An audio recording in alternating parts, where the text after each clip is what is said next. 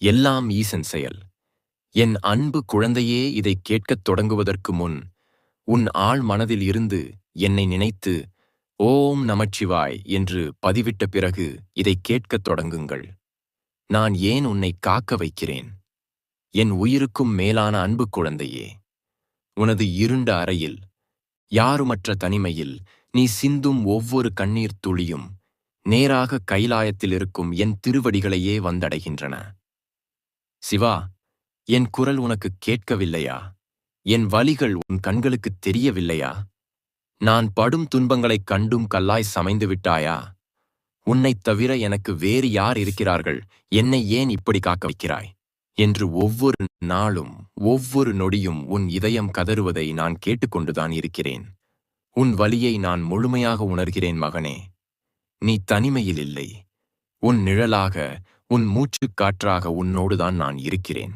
நான் உன்னை கைவிட்டு விட்டதாக கருதி நீ கலங்குவது என் நெஞ்சையும் உலுக்குகிறது.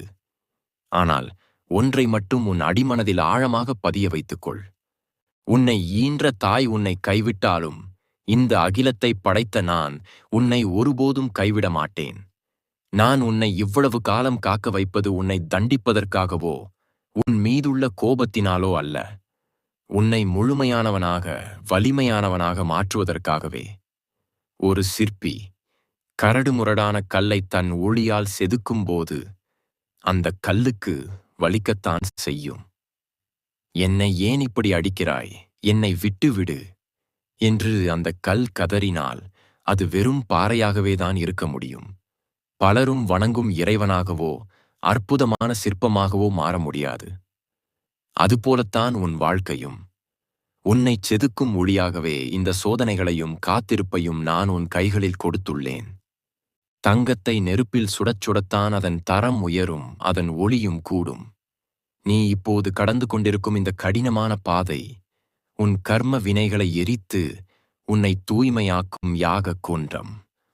உனக்கான இன்பத்தை நான் உனக்கு மறுக்கவில்லை. மாறாக அந்த இன்பத்தை முழுமையாக அனுபவிப்பதற்கான பக்குவத்தை உனக்கு தரவே இந்த நீண்ட காத்திருப்பை கொடுத்துள்ளேன். சிறிய பாத்திரத்தில் பெருங்கடலை அடக்க முடியுமா? முடியாது அல்லவா? அதுபோலவே நான் உனக்கு தரவிருக்கும் மிகப்பெரிய நன்மைகளை தாங்கிக் கொள்ளும் அளவிற்கு உன் மனமும் ஆன்மாவும் இன்னும் முழுமையாக விரிவடையவில்லை.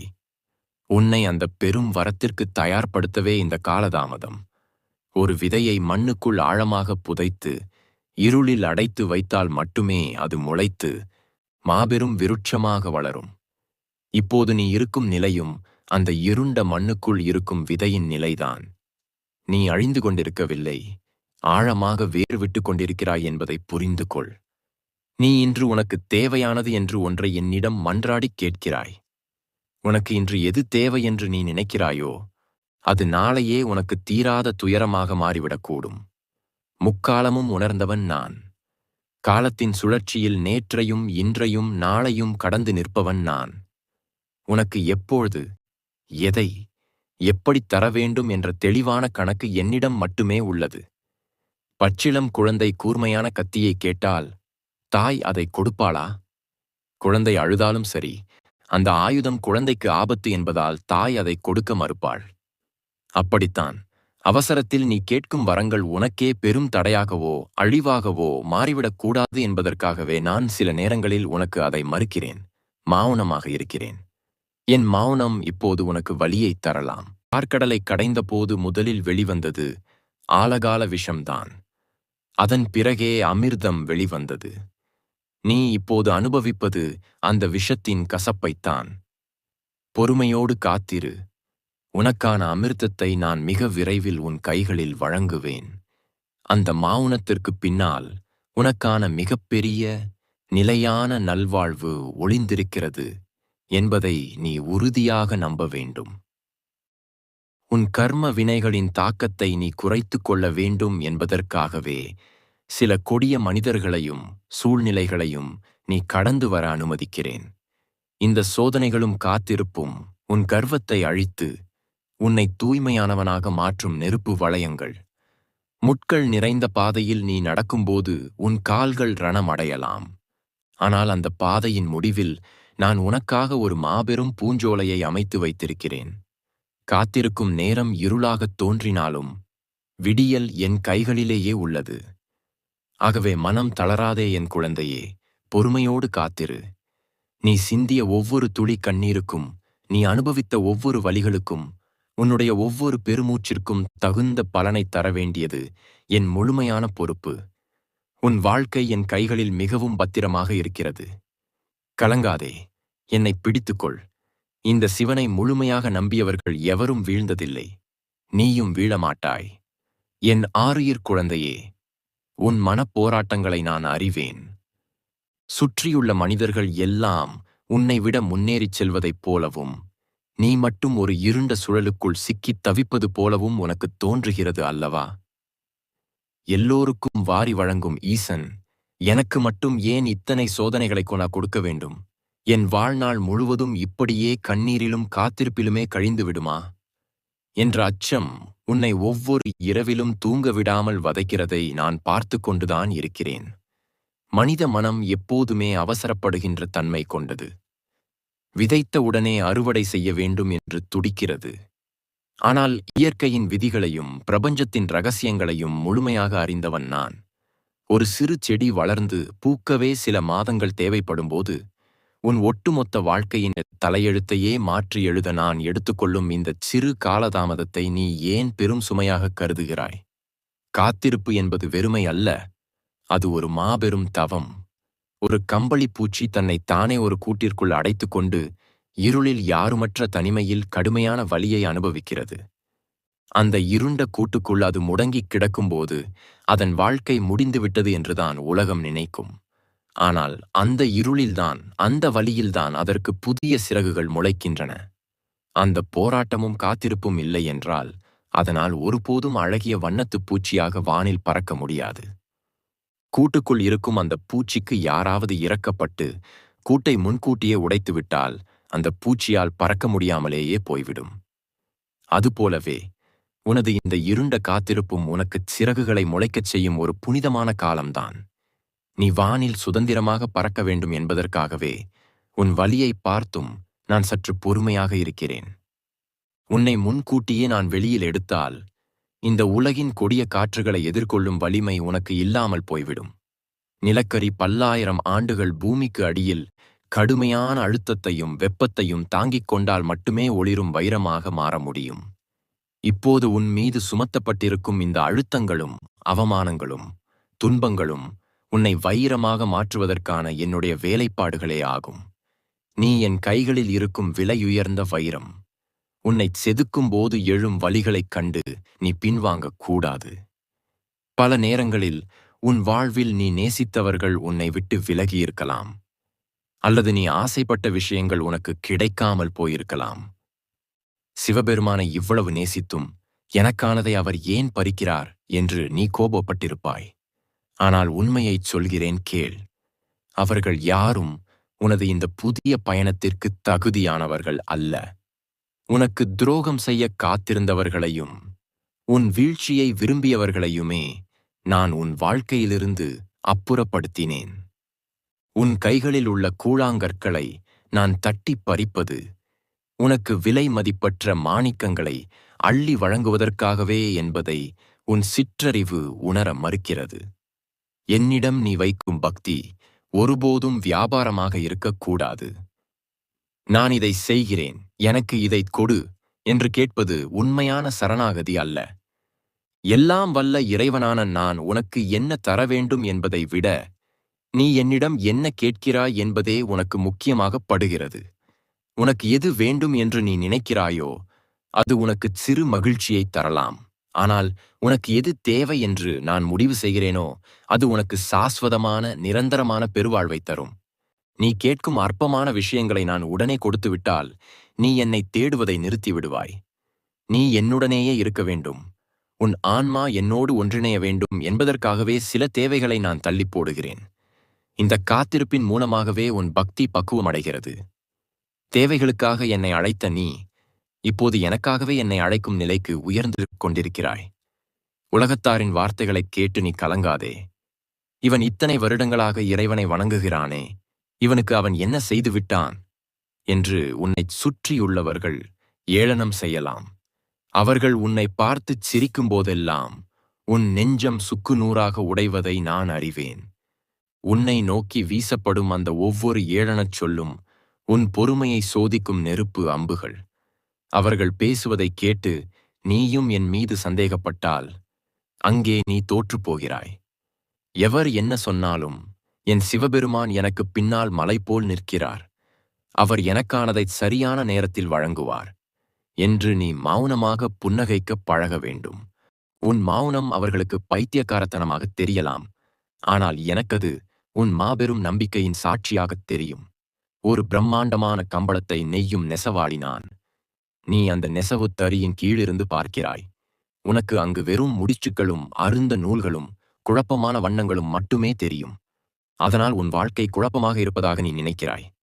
ஆனால் மேலிருந்து அதை நெய்து கொண்டிருக்கும் எனக்கு மட்டுமே தெரியும் அங்கே எவ்வளவு அற்புதமான ஒரு ஓவியம் உருவாகிக் கொண்டிருக்கிறது என்று. உன் வாழ்க்கையின் அழகிய ஓவியத்தை நான் மிக கவனமாக நெய்து கொண்டிருக்கிறேன். முடிச்சுகளைக் கண்டு பயப்படாதே. முழுமையான ஓவியம் தயாரானதும் உன்னையே நீ ஆச்சரியமாக பார்ப்பாய். என் நெஞ்சில் வாழும் குழந்தையே, இன்னும் சிறிது தூரம்தான். உன் பயணத்தின் மிகக் கடினமான பகுதியை நீ கடந்து விட்டாய். இத்தனை கால காத்திருப்பும் வீணாகிவிடுமோ என்ற அச்சத்தை முதலில் தூக்கி எறி.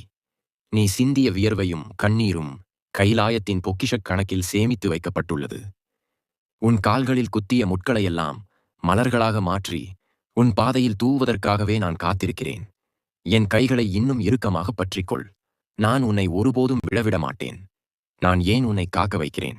சிவபெருமானின் ஆறுதலும் அறிவுரையும். பகுதி 3. இறுதிப் பகுதி. என் அன்பிற்கினிய குழந்தையே, என் பிராணனுக்கு நிகரானவனே, உனது காத்திருப்பின் இறுதி கட்டத்தை நீ நெருங்கிவிட்டாய். இதுவரை நீ கடந்து வந்த பாதைகள் முட்களும் கற்களும் நிறைந்த கொடிய காடுகளாக உனக்கு தோன்றியிருக்கலாம். உன் கால்களில் வழியும் இரத்தமும் உன் கண்களில் வடியும் கண்ணீரும் வீணாகிவிடுமோ என்ற பெருபயம் உன்னை இப்போது முழுமையாக ஆட்கொண்டிருக்கிறது என்பதை நான் அறிவேன். விடியல் வருவதற்கு சற்று முன்புதான் இருளின் அடர்த்தி மிக கொடூரமாக இருக்கும். அதுபோலத்தான் உனக்கான வசந்த காலம் தொடங்குவதற்கு சற்று முன்பு உன் சோதனைகளின் உச்சகட்டத்தை நீ இப்போது அனுபவித்துக் கொண்டிருக்கிறாய். இனி என்னால் ஒரு அடி கூட எடுத்து வைக்க முடியாது. என் சக்தி முழுவதும் தீர்ந்துவிட்டது. என்னை என் விதியிடமே விட்டுவிடுங்கள் சிவபெருமானே என்று நீ மனதிற்குள் கதறுவது என் செவிகளில் பேரிரைச்சலாக ஒலிக்கிறது. ஆனால் விளிம்பில் நிற்கும் உன்னை கீழே விழ விடமாட்டேன் என்பதை நீ உணர வேண்டும். இது வீழ்ச்சிக்கான விளிம்பு அல்ல, நீ வானில் பறப்பதற்கான விளிம்பு. உலகத்தாரின் கண்களுக்குத் தெரிவது வெறும் வெற்றிகளும் வெளிப்புறத் தோற்றங்களுமே. அவர்கள் அவசரப்படுகிறார்கள், குறுக்கு வழிகளில் ஓடி எதையாவது அடைந்துவிட்டோம் என்று பெருமை கொள்கிறார்கள். ஆனால் என்னுடைய தராசு வேறு, என்னுடைய அளவுகோல் வேறு. நான் உன்னை ஒரு சாதாரண மனிதனாக பார்க்கவில்லை, மாபெரும் ஆற்றல் கொண்ட என் அம்சமாகவே பார்க்கிறேன். உன்னை தற்காலிகமாக மகிழ்விப்பதற்காக சில அற்பமான விஷயங்களை வழங்கி உன்னை இந்த மாய வலையிலேயே நான் சிக்க வைக்க விரும்பவில்லை. நீ ஒரு பெரும்பேற்றை அடையப் பிறந்தவன். அதனால்தான் சாதாரண மனிதர்களுக்கு கொடுப்பதைப் போல உனக்கு எதையும் நான் உடனடியாக கொடுத்து விடவில்லை. பசித்த உடனே கிடைக்கும் சாதாரண உணவு அல்ல உன் வாழ்க்கை. பல காலங்கள் பக்குவப்படுத்தப்பட்டு வழங்கப்படும் அமிர்தம் அது. அந்த அமிர்தத்தை தாங்கும் அளவிற்கான சுத்தமான கலசமாக உன் உடலையும் மனதையும் ஆன்மாவையும் மாற்றவே இத்தனை கால தாவத்தை உனக்கு நான் அளித்தேன். நீ இழந்தவற்றுக்காக இன்னும் கவலை கொள்கிறாய். எனக்கு மிகவும் பிடித்தமானதை ஈசன் ஏன் என்னை விட்டு பிரித்தார் என்று நீ எனக்கு எதிராகவே பலமுறை வழக்காடியிருக்கிறாய். உனக்கு ஒரு பேருண்மையை இன்று உணர்த்துகிறேன், கேள். நீ எதையெல்லாம் இழப்பாக கருதி கண்ணீர் வடித்தாயோ அவை எதுவுமே உண்மையான இழப்புகள் அல்ல. உன்னை வீழ்த்த நினைத்தவர்களின் பிடியிலிருந்தும் உன்னை தவறான பாதைக்கு அழைத்துச் செல்லும் சூழ்நிலைகளிலிருந்தும் உன்னை துண்டித்து காப்பாற்றவே நான் அந்த பிரிவுகளை உருவாக்கினேன். விஷம் தடவப்பட்ட பழத்தை ஒரு குழந்தை ஆசையாக கேட்டால் தாய் அதை பிடுங்கி எறிவாள். குழந்தை அதற்காக கோபப்பட்டு அழுதாலும் தாய் கண்டுகொள்ள மாட்டாள். ஏனென்றால் குழந்தையின் உயிரை காக்க வேண்டிய பொறுப்பு அவளுக்கு இருக்கிறது.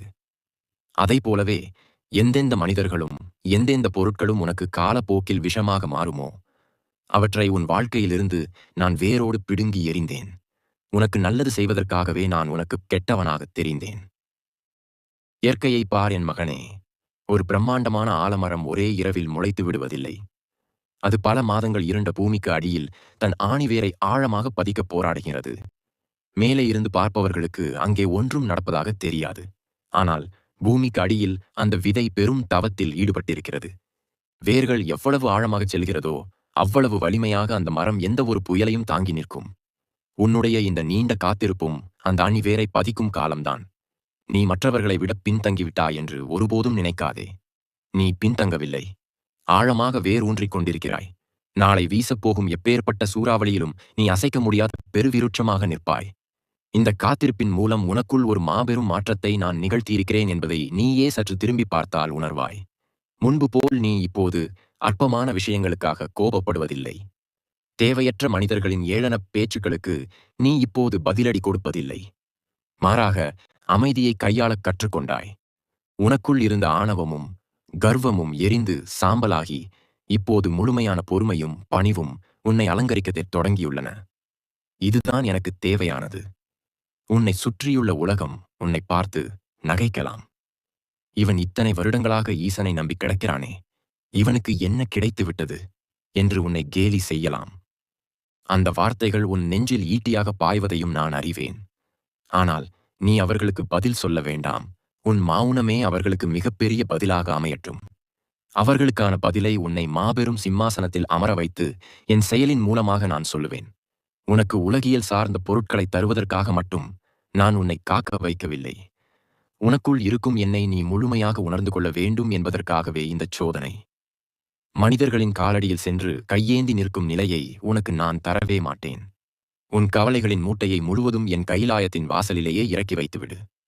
நான் எனது என்ற அகங்காரத்தை விட்டுவிட்டு, எல்லாம் ஈசனுக்கே வெளிச்சம், அவன் செயலின்றி ஓர் அணுவும் அசையாது என்ற அசைக்க முடியாத நம்பிக்கையை உன் நெஞ்சில் ஆழமாக நிறுத்து. நீ என்னை நோக்கி ஒரு அடி எடுத்து வைத்தால் நான் உன்னை நோக்கி 1000 அடிகள் ஓடி வருவேன். உண்மையான சரணாகதி என்பது எந்த நிபந்தனையும் இல்லாதது. இதை தந்தால் உன்னை வணங்குவேன் என்று சொல்வது சரணாகதி அல்ல.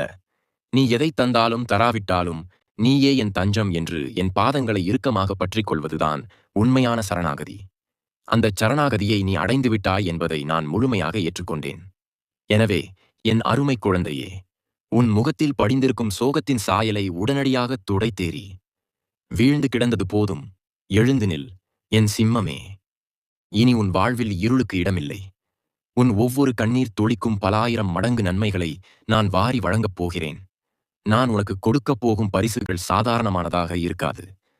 அதை தாங்கிக் கொள்ள நீயே திகைத்துப் போகும் அளவிற்கு பிரபஞ்சத்தின் அத்தனை நன்மைகளையும் உன் பாதங்களில் கொண்டு வந்து சேர்ப்பேன். பல தலைமுறைகள் வியந்து பார்க்கும் அளவிற்கு உனக்கான ஆசீர்வாதங்கள் வந்து சேரும். நீ வேறல்ல, நான் வேறல்ல. உன் நாடித் துடிப்பாக, உன் மூச்சுக் காற்றாக, உன் சிந்தனையாக எங்கும் நிறைந்திருக்கும் பரம்பொருள் நான். இந்த சிவனை நம்பியவன் ஒருபோதும் கைவிடப்பட்டதாக சரித்திரமே இல்லை. உன் கைகளை நான் மிகவும் இறுக்கமாக பிடித்துக் கொண்டேன். உலகமே உன்னை எதிர்த்தாலும் உன் சிவபெருமான் உனக்கு துணையாக, கேடயமாக, அரணாக என்றென்றும் நிற்பேன். காலம் கனிந்துவிட்டது. உனக்கான புதிய அத்தியாயம் இதோ தொடங்கிவிட்டது. புன்னகையோடு உன் பயணத்தைத் தொடரு. உன் வெற்றிக்கான மணிமகுடம் என் கைகளில் தயாராக இருக்கிறது. கைலாயநாதனான என் வாக்கு இது. எதற்கும் கலங்காதே. நான் இருக்கிறேன்.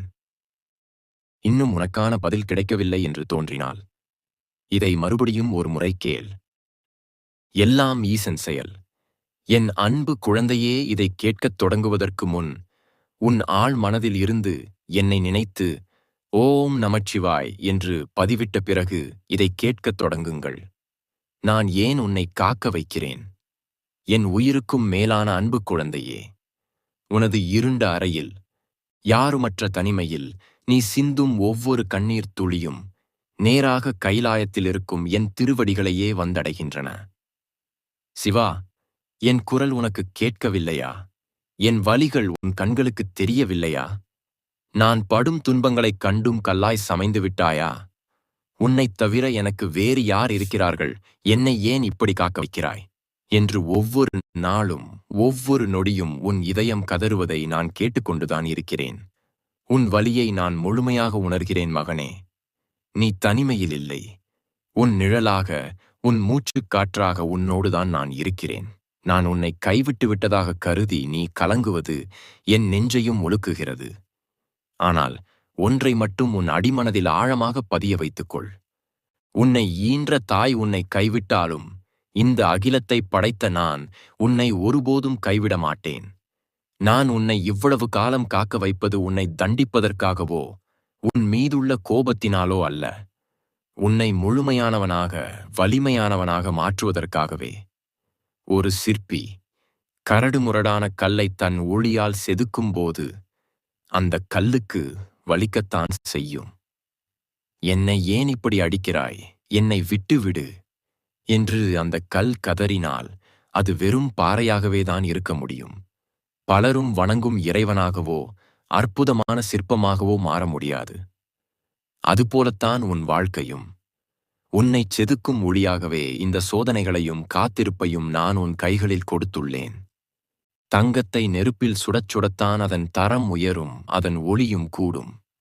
நீ இப்போது கடந்து கொண்டிருக்கும் இந்த கடினமான பாதை உன் கர்ம வினைகளை எரித்து உன்னை தூய்மையாக்கும் யாகக் குன்றம். உனக்கான இன்பத்தை நான் உனக்கு மறுக்கவில்லை.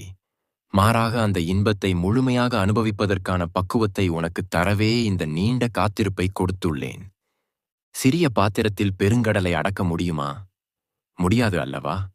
அதுபோலவே நான் உனக்கு தரவிருக்கும் மிகப்பெரிய நன்மைகளை தாங்கிக் கொள்ளும் அளவிற்கு உன் மனமும் ஆன்மாவும் இன்னும் முழுமையாக விரிவடையவில்லை. உன்னை அந்த பெரும் வரத்திற்கு தயார்படுத்தவே இந்த காலதாமதம். ஒரு விதையை மண்ணுக்குள் ஆழமாக புதைத்து இருளில் அடைத்து வைத்தால் மட்டுமே அது முளைத்து மாபெரும் விருட்சமாக வளரும். இப்போது நீ இருக்கும் நிலையும் அந்த இருண்ட மண்ணுக்குள் இருக்கும் விதையின் நிலைதான். நீ அழிந்து கொண்டிருக்கவில்லை, ஆழமாக வேறு விட்டு கொண்டிருக்கிறாய் என்பதை புரிந்து கொள். நீ இன்று உனக்கு தேவையானது என்று ஒன்றை என்னிடம் மன்றாடிக் கேட்கிறாய். உனக்கு இன்று எது தேவை என்று நீ நினைக்கிறாயோ அது நாளையே உனக்கு தீராத துயரமாக மாறிவிடக்கூடும். முக்காலமும் உணர்ந்தவன் நான். காலத்தின் சுழற்சியில் நேற்றையும் இன்றையும் நாளையும் கடந்து நிற்பவன் நான். உனக்கு எப்பொழுது எதை எப்படி தர வேண்டும் என்ற தெளிவான கணக்கு என்னிடம் மட்டுமே உள்ளது. பச்சிளம் குழந்தை கூர்மையான கத்தியை கேட்டால் தாய் அதை கொடுப்பாளா? குழந்தை அழுதாலும் சரி, அந்த ஆயுதம் குழந்தைக்கு ஆபத்து என்பதால் தாய் அதை கொடுக்க மறுப்பாள். அப்படித்தான் அவசரத்தில் நீ கேட்கும் வரங்கள் உனக்கே பெரும் தடையாகவோ அழிவாகவோ மாறிவிடக்கூடாது என்பதற்காகவே நான் சில நேரங்களில் உனக்கு அதை மறுக்கிறேன், மௌனமாக இருக்கிறேன். என் மௌனம் இப்போது உனக்கு வலியை தரலாம். பார்க்கடலை கடைந்த போது முதலில் வெளிவந்தது ஆலகால விஷம்தான். அதன் பிறகே அமிர்தம் வெளிவந்தது. நீ இப்போது அனுபவிப்பது அந்த விஷத்தின் கசப்பைத்தான். பொறுமையோடு காத்திரு. உனக்கான அமிர்தத்தை நான் மிக விரைவில் உன் கைகளில் வழங்குவேன். அந்த மௌனத்திற்குப் பின்னால் உனக்கான மிகப்பெரிய நிலையான நல்வாழ்வு ஒளிந்திருக்கிறது என்பதை நீ உறுதியாக நம்ப வேண்டும். உன் கர்ம வினைகளின் தாக்கத்தை நீ குறைத்து கொள்ள வேண்டும் என்பதற்காகவே சில கொடிய மனிதர்களையும் சூழ்நிலைகளையும் நீ கடந்து வர அனுமதிக்கிறேன். இந்த சோதனைகளும் காத்திருப்பும் உன் கர்வத்தை அழித்து உன்னை தூய்மையானவனாக மாற்றும் நெருப்பு வளையங்கள். முட்கள் நிறைந்த பாதையில் நீ நடக்கும்போது உன் கால்கள் ரணமடையலாம். ஆனால் அந்த பாதையின் முடிவில் நான் உனக்காக ஒரு மாபெரும் பூஞ்சோலையை அமைத்து வைத்திருக்கிறேன். காத்திருக்கும் நேரம் இருளாகத் தோன்றினாலும் விடியல் என் கைகளிலேயே உள்ளது. ஆகவே மனம் தளராதே என் குழந்தையே, பொறுமையோடு காத்திரு. நீ சிந்திய ஒவ்வொரு துளி கண்ணீருக்கும், நீ அனுபவித்த ஒவ்வொரு வலிகளுக்கும், உன்னுடைய ஒவ்வொரு பெருமூச்சிற்கும் தகுந்த பலனை தர வேண்டியது என் முழுமையான பொறுப்பு. உன் வாழ்க்கை என் கைகளில் மிகவும் பத்திரமாக இருக்கிறது. கலங்காதே, என்னை பிடித்துக்கொள். இந்த சிவனை முழுமையாக நம்பியவர்கள் எவரும் வீழ்ந்ததில்லை. நீயும் வீழமாட்டாய். என் ஆருயிர் குழந்தையே, உன் மனப்போராட்டங்களை நான் அறிவேன். சுற்றியுள்ள மனிதர்கள் எல்லாம் உன்னை விட முன்னேறிச் செல்வதைப் போலவும் நீ மட்டும் ஒரு இருண்ட சுழலுக்குள் சிக்கித் தவிப்பது போலவும் உனக்கு தோன்றுகிறது அல்லவா? எல்லோருக்கும் வாரி வழங்கும் ஈசன் எனக்கு மட்டும் ஏன் இத்தனை சோதனைகளை நான் கொடுக்க வேண்டும்? என் வாழ்நாள் முழுவதும் இப்படியே கண்ணீரிலும் காத்திருப்பிலுமே கழிந்து விடுமா என்ற அச்சம் உன்னை ஒவ்வொரு இரவிலும் தூங்க விடாமல் வதைக்கிறதை நான் பார்த்து கொண்டுதான் இருக்கிறேன். மனித மனம் எப்போதுமே அவசரப்படுகின்ற தன்மை கொண்டது. விதைத்த உடனே அறுவடை செய்ய வேண்டும் என்று துடிக்கிறது. ஆனால் இயற்கையின் விதிகளையும் பிரபஞ்சத்தின் ரகசியங்களையும் முழுமையாக அறிந்தவன் நான். ஒரு சிறு செடி வளர்ந்து பூக்கவே சில மாதங்கள் தேவைப்படும்போது உன் ஒட்டுமொத்த வாழ்க்கையின் தலையெழுத்தையே மாற்றி எழுத நான் எடுத்துக்கொள்ளும் இந்த சிறு காலதாமதத்தை நீ ஏன் பெரும் சுமையாக கருதுகிறாய்? காத்திருப்பு என்பது வெறுமை அல்ல, அது ஒரு மாபெரும் தவம். ஒரு கம்பளி பூச்சி தன்னை தானே ஒரு கூட்டிற்குள் அடைத்துக்கொண்டு இருளில் யாருமற்ற தனிமையில் கடுமையான வலியை அனுபவிக்கிறது. அந்த இருண்ட கூட்டுக்குள் அது முடங்கிக் கிடக்கும்போது அதன் வாழ்க்கை முடிந்துவிட்டது என்றுதான் உலகம் நினைக்கும்.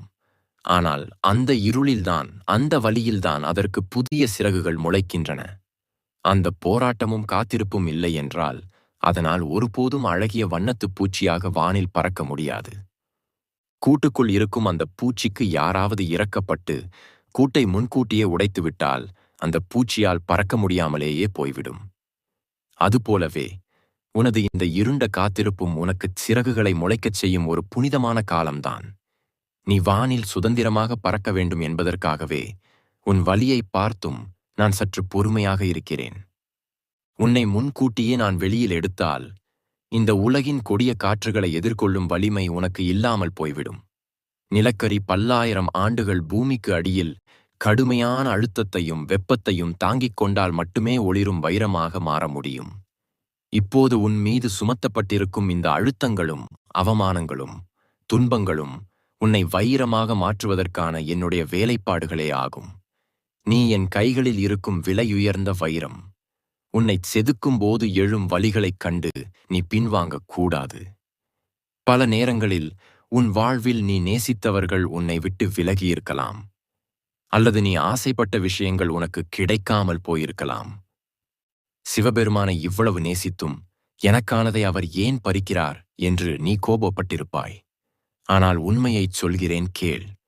அவர்கள் யாரும் உனது இந்த புதிய பயணத்திற்கு தகுதியானவர்கள் அல்ல.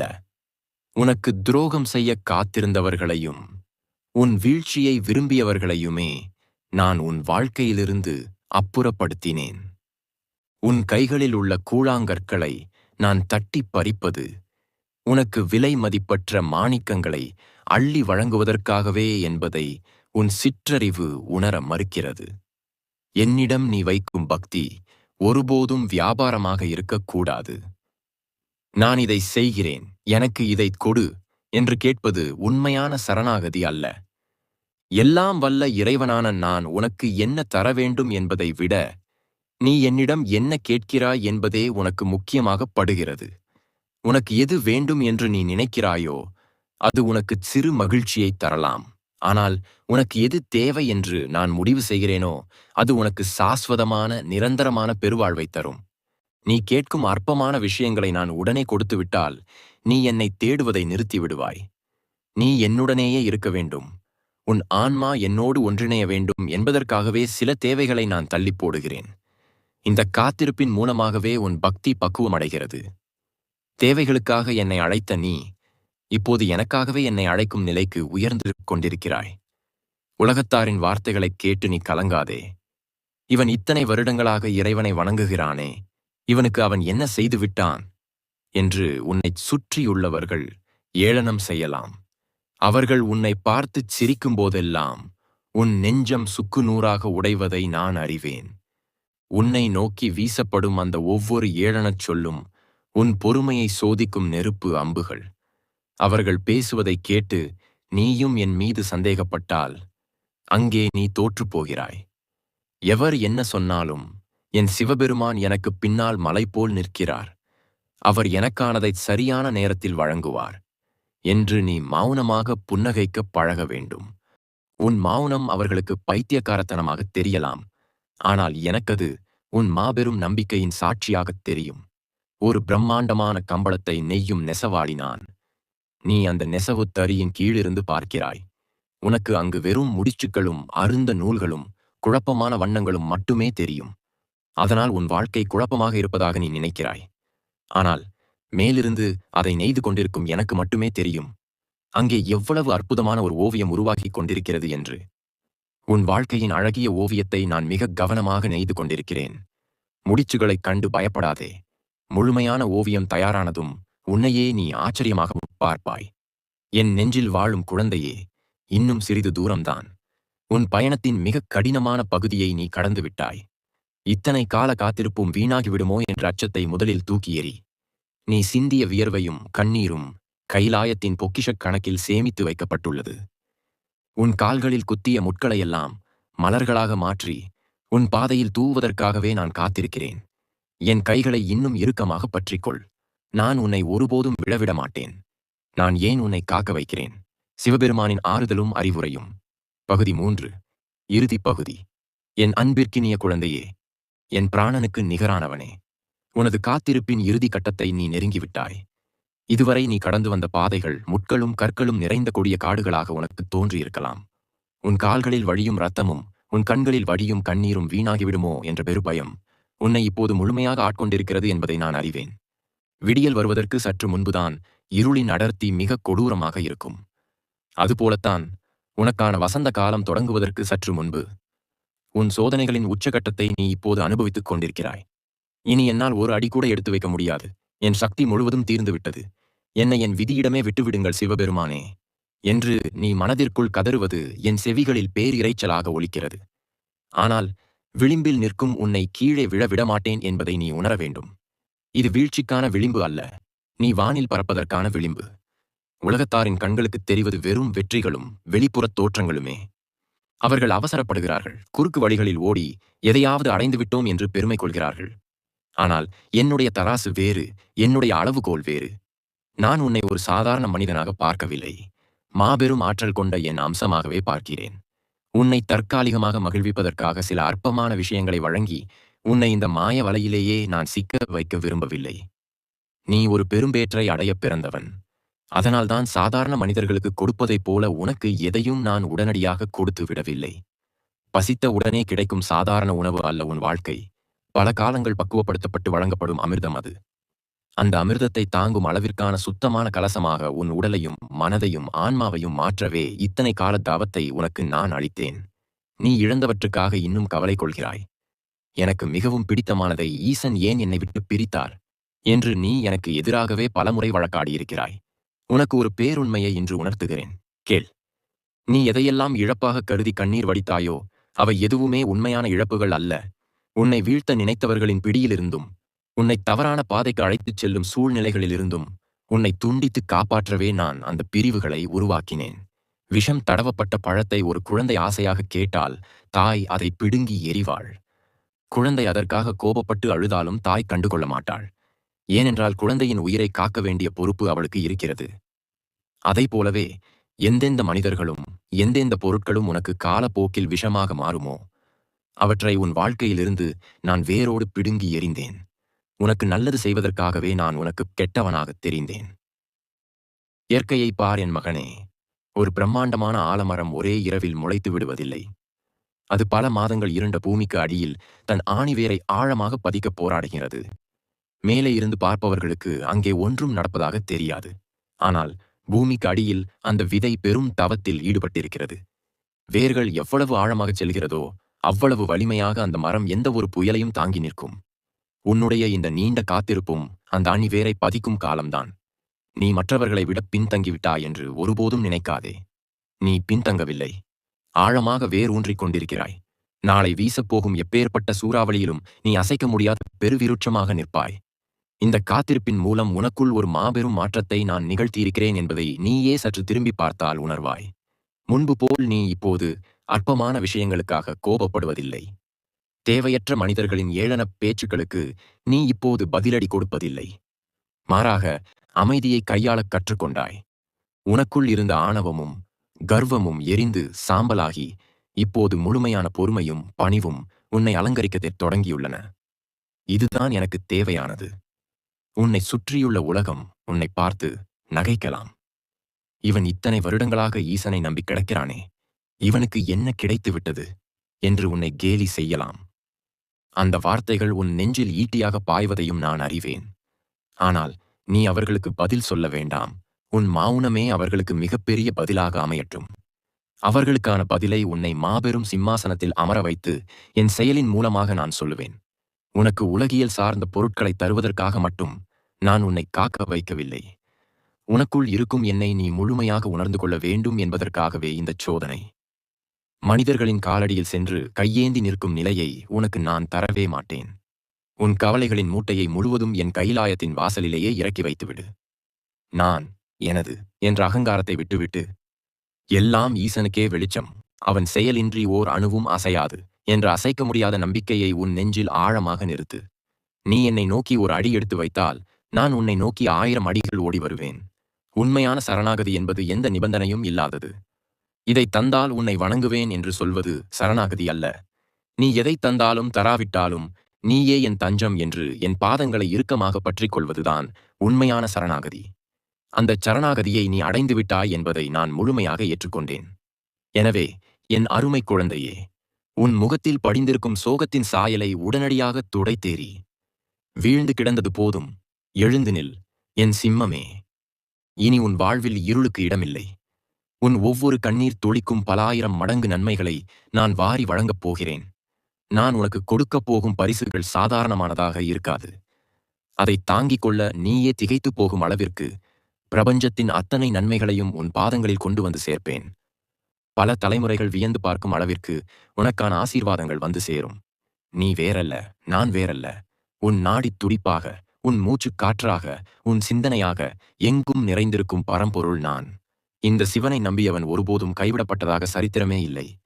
உன் கைகளை நான் மிகவும் இறுக்கமாக பிடித்துக் கொண்டேன்.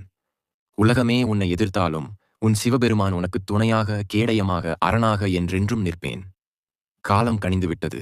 உனக்கான புதிய அத்தியாயம் இதோ தொடங்கிவிட்டது. புன்னகையோடு உன் பயணத்தைத் தொடரு. உன் வெற்றிக்கான மணிமகுடம் என் கைகளில் தயாராக இருக்கிறது. கைலாய நாதனான என் வாக்கு இது. எதற்கும் கலங்காதே. நான் இருக்கிறேன்.